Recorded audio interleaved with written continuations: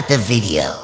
আসসালামু আলাইকুম everyone, welcome back to my channel. আজকে তোমাদের সাথে আমি শেয়ার করব হচ্ছে গিয়ে আমার ছোটোবেলা থেকে অনেক অনেক ফেভারিট, যেটা আমরা হচ্ছে গিয়ে ছোটোবেলায় খেলতাম, এগুলা দিয়ে লুচি আর আলুর দম রেসিপি, যেটা খাওয়ার পর মানে বানানোর পর আমি নিজেও খেতে পারি নাই, আমার আপু আগে খাওয়া শুরু করছে, বাচ্চারা খাওয়া শুরু করছে। এই যে লুচি আর আলুর দম রেসিপি, দেখো কত ফুলকো ফুলকো লুচি হয়েছে। এই রেসিপিটা আজকে তোমাদের সবার সাথে শেয়ার করব।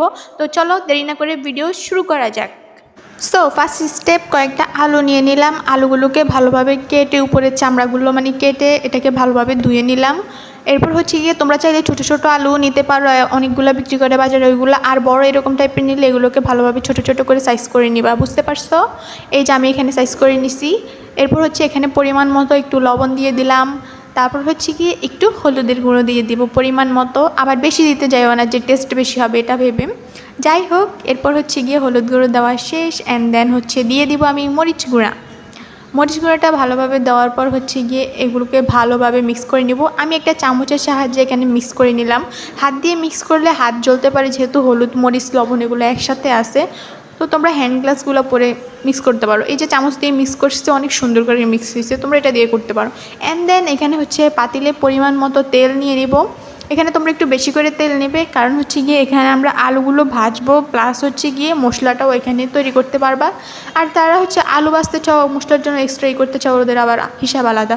দেন আমি এখানে হচ্ছে গিয়ে আলুগুলো আগে থেকে মরিচ মাখা আলুগুলো দিয়ে দিলাম, আর এগুলোকে ভালোভাবে ভেজে নিলাম। আর একটু পরপর একটু নেড়ে দিবা, যাতে সবগুলো ভালোভাবে ভাজা হয়ে যায়। এই যে ভাজার পর এরকম একটা লুক আসবে, এটাও আমি তোমাদেরকে দেখাই দিলাম যে কীরকম লুক আসতে পারে ভাজার পর। ওপস, আমার তো দেখে খেতে মন চাচ্ছে এখন আবার ভিডিও। যাই হোক, অ্যান্ড দেন হচ্ছে গিয়ে আগের যে তেলগুলো ছিল ওইগুলোর মধ্যে আমি পরিমাণ মতো পেঁয়াজ কুচি দিতে থাকবো। এগুলো হচ্ছে গিয়ে পেঁয়াজগুলোকে ভালোভাবে কুচি করে করে নেবেন, যাতে করে বেশি মোটা মোটা না থাকে, এর ফলে মশলাটা ভালো দেখাবে না। যাই হোক, ভালোভাবে পেঁয়াজ কুচি দেওয়ার পর এখানে হচ্ছে গিয়ে স্বাদ গ্রান বাড়ানোর জন্য এলাচ, তারপর হচ্ছে লবঙ্গ, এগুলো দিয়ে দিলাম। এরপর হচ্ছে আদা রসুন বাটা দিয়ে দিলাম হচ্ছে গিয়ে 1.5 চামচ 2 চামচ। তোমরা হচ্ছে গিয়ে আদা রসুন যদি একসাথে রিমিক্স করে বাটো তাহলে হচ্ছে গিয়ে 2 চামচ দিবে, সমস্যা নেই। আর হচ্ছে আলাদা আলাদা বাটলে 1 চামচ 1 চামচ করে 2 চামচ দিবে। অ্যান্ড দেন এখানে হচ্ছে গিয়ে সবগুলোকে আবার ভালোভাবে মিক্স করতে থাকবো। এভাবে কিছুক্ষণ মিক্স করার পর হচ্ছে গিয়ে আবার আরও কিছু জিনিস অ্যাড করব, লাইক টমেটো কুচি দিয়ে দিব। টমেটো কুচি দেওয়ার পর হচ্ছে কি এটাকে ভালোভাবে মিক্স করে নেব, যাতে টমেটোগুলো একটু ইয়ে না থাকে। এরপর হচ্ছে পরিমাণ মতো আবার একটু লবণ দিয়ে দিলাম আমি। লবণ দেওয়ার পর হচ্ছে দিয়ে দিব আবার একটু হলুদ গুঁড়া, অ্যান্ড দেন হচ্ছে গিয়ে আবার দিয়ে দিব একটু মরিচ গুঁড়া।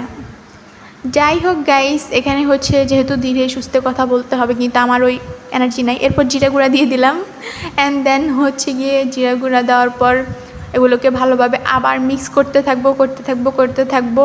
আর এই মশলাটা বানার জন্য, বিশেষ করে যে কোনো মশলা বানানোর জন্য আমাদের কিন্তু মিক্স করাটা বেশি জরুরি, মানে একটুর পর পর এই মশলা দিতে হয়। আমি কিন্তু খাতায় লিখে রাখছিলাম যে স্টেপ বাই স্টেপ কোনটার পর কোনটা দিতে হবে।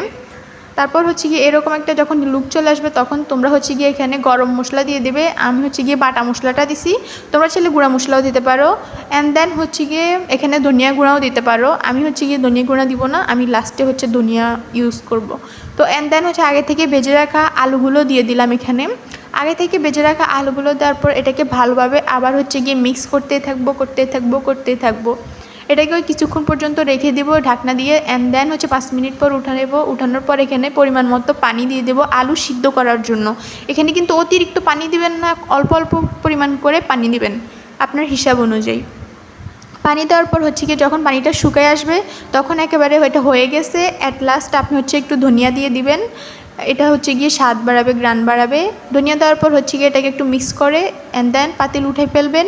উঠানোর পর একটা বাটিতে আমি এগুলোকে ঢেলে নিতে আসছিলাম সুন্দর করে। আমার আবার এত ধৈর্য নাই ভাই, পুরো পাতিল সহ উল্টাই ঢাইলা ফেলছি।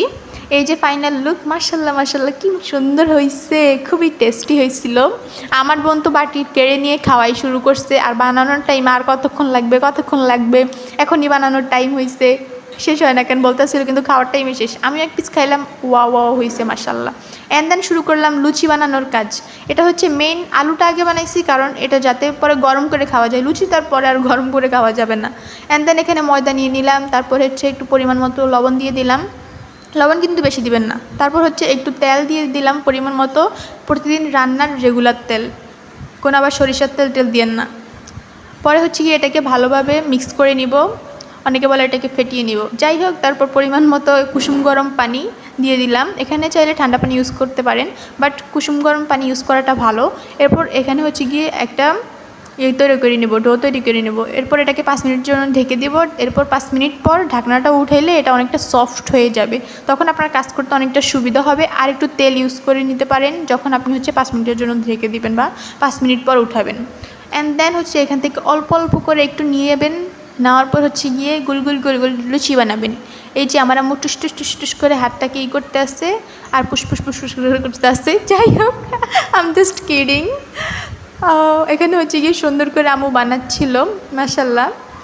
তো আম্মু বানাচ্ছিল আর আমি দেখছিলাম। আমি হচ্ছে গিয়ে ক্যামেরাম্যান ছিলাম, যার কারণে আমি হচ্ছে একটু পরে বানানো শুরু করছিলাম, ভাবলাম আম্মাকে বানাক।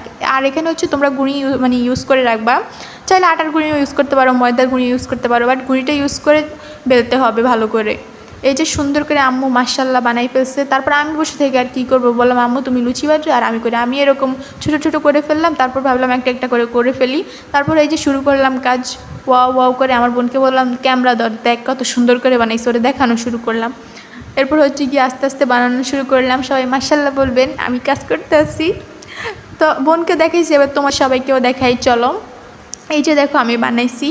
এই ভিডিওটাতে সুন্দর করে দেখা যাচ্ছে না, এই জন্য ভাবলাম দেখ তোমাদেরকে ওয়েট সুন্দর করে দেখাই যে কতগুলো সুন্দর করে বানিয়েছি আমি গোল গোল। এই যে দেখছো কি সুন্দর করে বানাইছি। এই যে আম্মু যেগুলো বানিয়েছে এগুলো কি সুন্দর ফুলছে। এরকম কয়েকটা লুচি কিন্তু অনেক ফুলবে বেশি, আবার কয়েকটা লুচি হচ্ছে গিয়ে একটু হালকা হালকা ফুলবে, কম ফুলবে। এগুলো কিন্তু অনেকটা পুরীর মতো। এই যে দেখো কি সুন্দর মাশাল্লাহ ফুলছে। আমি যেভাবে বানিয়েছি ওইভাবে বানালে তোমাদেরগুলোও ফুলবে, এক দুইটা হয়তো নাও ফুলতে পারে। আর আগের তেলে যদি তোমরা বানাও তাহলে কিন্তু হচ্ছে গিয়ে কি বলে এটাকে, মানে একটু হলুদ হলুদ ভাব আসবে। আর নতুন তেল দিয়ে বানালে এরকম ফর্সা ফর্সা হবে লুচিগুলো, আর দেখতে অনেক সুন্দর লাগবে। যাই হোক, এতক্ষণ হচ্ছে গিয়ে তোমাদেরকে অল্প অল্প করে ভিডিও দেখাইছি। এবার তোমরা কি ফুল ভিডিও দেখার জন্য রেডি গাইস? এখন তোমাদেরকে ফুল ক্লিপ দেখাই লুচি আর আলুর দম। এই যে আমার লুচি আর আলুর দম, মাশাল্লাহ মাশাল্লাহ বলবা যদি তোমাদের ভালো লাগে। আর আমার চ্যানেল সাবস্ক্রাইব করবা, বেশি বেশি লাইক কমেন্ট শেয়ার করবা। এই যে আমার লুচি আর আলুর দম বানানো শেষ, সবাই ওইদিকে খাওয়া শুরু করছে। আমি কোনো রকম এগুলো বাঁচাই না, এখানে ভিডিও করতে আসছিলাম, কিন্তু দেখো এ বেচারা এখানে এসে খাওয়া শুরু করে দিছে। যাই হোক, এটা হচ্ছে আমার মিষ্টি একটা বাবা। সবাই ভালো থেকো, সুস্থ থেকো, টেক কেয়ার, আল্লাহ হাফিজ, বাই বাই।